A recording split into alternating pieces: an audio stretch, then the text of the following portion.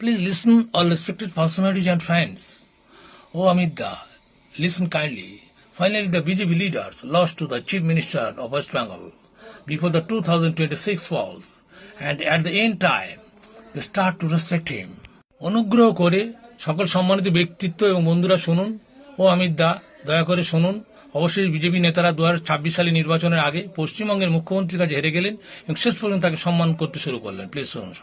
বুঝলে অমিত দা, ভোটের আগেই হার স্বীকার করলো শুভেন্দু অধিকারী।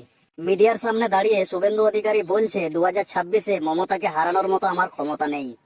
যাই হোক, শুনে খুব ভালো লাগলো যে উনি ওনার নিজে মুখে মিডিয়ার সামনে দাঁড়িয়ে হার স্বীকার চেয়েছে। অনেকে তো আবার সেটাও স্বীকার করে না। যাই হোক, মোটামুটি এতদিনে শুভেন্দু অধিকারী লাইনে এসেছে। কি গো অমিত দা, ঠিক তো নাকি? বুঝলে বন্ধুরা, বিজেপি নেতাদের মন বোঝা বিরাট কষ্টদায়ক একটা ব্যাপার, বুঝেছো? কখনো এরা পাগলের মতো কথা বলে, কখনো আবার ছাগলের মতো।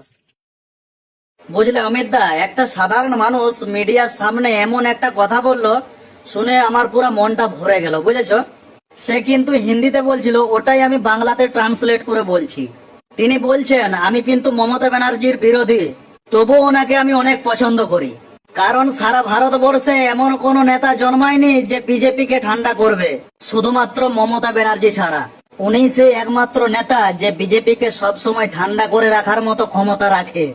তার জন্যই ওনাকে আমি পছন্দ করি।